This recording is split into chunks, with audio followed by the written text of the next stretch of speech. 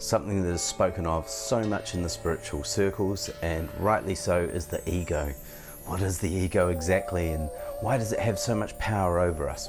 Well, here are 10 ways in which you can overcome or transcend the ego. Let's get into it right now. Okay, straight into it. Number 1, simply let go of the need to be right.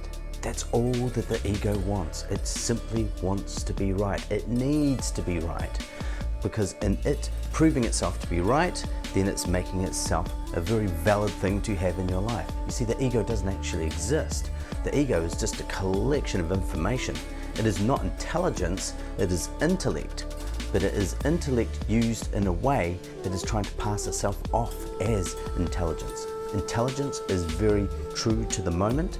Intellect is simply gathered information. So when you let go of the need to be right, you're not banking on your knowledge or your intellect. You are simply allowing yourself now to be open to what is. The ego can't handle openness. It's very closed-minded. The ego is very one-dimensional. There's a right and a wrong for the ego, and that is it. So the ego simply wants to be right. So why the need to be right? Well, we were all sent to school, and what's the number one thing you have to do at school? That's right, you've got to get it right. You're given questions to answer, and it's important and imperative that you get it right. Otherwise you get that terrible cross over your name, and that makes you feel like you're dying, and that's what the ego fears most of all, is death. And so the most important thing for the ego is to be right, because then it feels like it's alive. Which leads us into the second way that you can overcome the ego, and that is to stop solving problems all the time. Sometimes you can simply set yourself free on a soul level by being with what is, by simply being with yourself and letting things be what they are. It's full allowance. When you allow things to be what they are, you get to experience them in their full truth. But the problem is the ego is always trying to solve problems. Again, why? Just going back to number 1, it has this need to be right. So it's always going to want to solve problems. And remember, the ego is always wanting to make itself valid. If you don't have a problem, guess what the ego will do about it? It will create one. So by avoiding this whole need to solve problems, you'll begin to transcend the ego. Number 3, drop your knowledge. Don't hold on to it like it's there to protect you. Your knowledge can't protect you, and you are not your knowledge. When you feel like you need to defend what you know, you're simply defending ideas. You're not defending your soul. And here's the thing, is that the soul doesn't need defending. The soul is what it is. So be more open, listen more, hear more, let things come in. Don't feel like you need to know. One way in which you can overcome the ego is to say, I don't know. Number 4 way in which you can transcend the ego, simply become present. The ego can't handle the present. In fact, it doesn't fathom the present. The only thing the ego knows is the past. And the ego collects all the information of the past, and it keeps it safe to keep you safe. That's the whole point in keeping the information. How have I managed to keep myself safe so far? And it will check in on certain traumas or things that happened in your life. And when they happen again, it goes, watch out, run. And that's where the ego causes you to become very mechanical in life. So in order to not be mechanical or fall into habit, come into presence. You see, when we go into pattern, that is going out of presence. Coming into presence is coming out of pattern. And when you're in pattern, you're more mechanical than what you are human. But when you are present, you are in your soul essence. Number 5 way in which you can transcend the ego, let go of fear. See, fear is just another construct. Fear doesn't actually exist. Fear is making stories up and truly believing in them. And fear needs belief to be real. You have to believe that something's going to happen. It's requiring you to believe. But as we all know, the only thing that requires belief is fiction. So fear is all about stories being made out, created. We believe the drama, and then we shrink back and we shy away and we avoid because we're worried about the story that we've created. Fear is simply creating a story from the past and projecting it into the future. So Dropping fear, knowing that there is nothing to fear, eliminates and destroys the ego's neurosis. Number 6 way in which you can overcome the ego. Simply think outside the box. Be open to hearing from others. If you are part of a particular religion, say Islam or Christianity or Hinduism, look into the other religions. That's you being open. That crushes the ego, because again, the ego just wants to be right. And how many Christians or Hindus or Muslims have you seen that fight to be right? It's not even about God anymore. It's about them being right. It goes back to number 1. Think outside the box. Don't lock yourself into a pigeonhole. You are not one-dimensional. You are multi-dimensional. But the ego would like to have you believe that you are simply one-dimensional. Don't fall for the trap. Be open, be true, and be honest. Number 7 way in which you can transcend the ego. Don't buy into the drama. In the Bible it says do not gossip. I can see the reason why, because again, gossiping is just creating drama. Is it really necessary? Don't buy into the drama and don't perpetuate drama.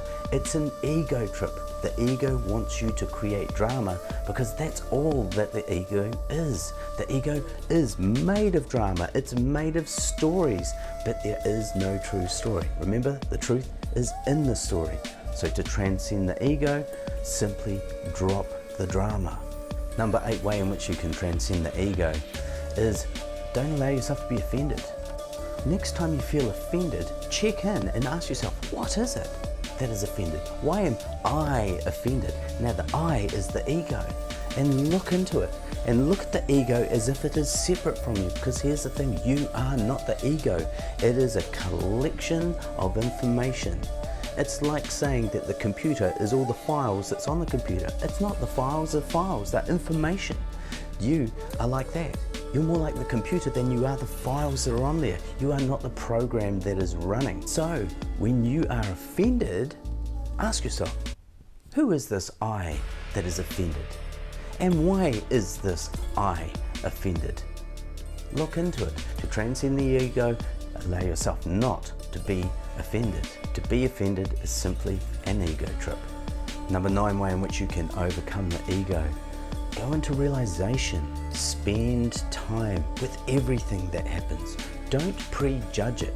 To realize something is to simply be with it fully. You see, we as human beings are always trying to predict the future. Why are we always trying to predict the future? To keep ourselves safe. But the thing is that when we spend too much time trying to be safe, we then no longer live in the fullness of our life. As I've said before, to make vocal, you vocalize.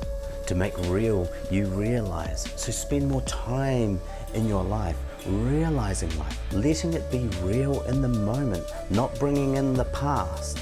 Realization, self-realization, God-realization is a knowing, remembering, and learning and evolving of what we are to what we are. It is the returning of the divine to the divine. So to overcome the ego, simply be a realized being. And number 10 way in which you can overcome the ego, simply let go. Just let go. Letting go is letting go of perceived control. But here's the interesting thing. True control is letting go. When you're holding on, you're not in control. You're struggling, you're grasping, you're attached. And when you are attached, you're in trouble. Here's a beautiful analogy for you that I like to use around the ego. You see a woman walking with a dog on the lead. Now, why is that dog on the lead? Well, that dog is on the lead because it is attached to the human. There's an attachment there. Why has that woman got the dog on the lead? Because there is fear. There's fear that the dog might run away or get hurt or something could go on. The attachment there is literal. The woman is attached to the dog. She has the attachment because there is fear. And fear is the basis of all attachments. Now, here's a man walking down the road with a dog, but not on the lead. The dog is walking beside the man nice and calmly with its tail in the air, so you can tell that this dog has not been abused. But this dog is not running away. This dog is not misbehaving. The owner and the dog have a mutual agreement, understanding of each other. They are aligned, and that is connection. You see, attachments are all based around fear, but connection is all based around love. Why is that dog not on a lead? Because that human and that dog have spent time together to create a bond, to create an understanding. They have gone into the realm of unconditional love, which is presence. They have spent the time together. They understand each other. And because they understand each other on a deep level, there's no need for attachments because they are purely connected. Connected through presence via the heart. And that's how we transcend the ego to its greatest degree. We let go of all attachments. There's your extra one, number 11. Let go of all attachments, and you shall overcome the ego. So those 10 plus 1 ways in which we can overcome the ego. Let go of the need to be right. Try not to be problem solving all the time. Let go of solving problems. Drop your knowledge. Be present. Let go of the illusion that is fear. Break outside of the box. Be more open. Avoid creating drama and avoid being involved in drama. Don't allow yourself to be offended. Let go of all offense. Stop defending the ego. Go into a let go. Allow yourself to be a flow in life. Let go. Move into self-realization.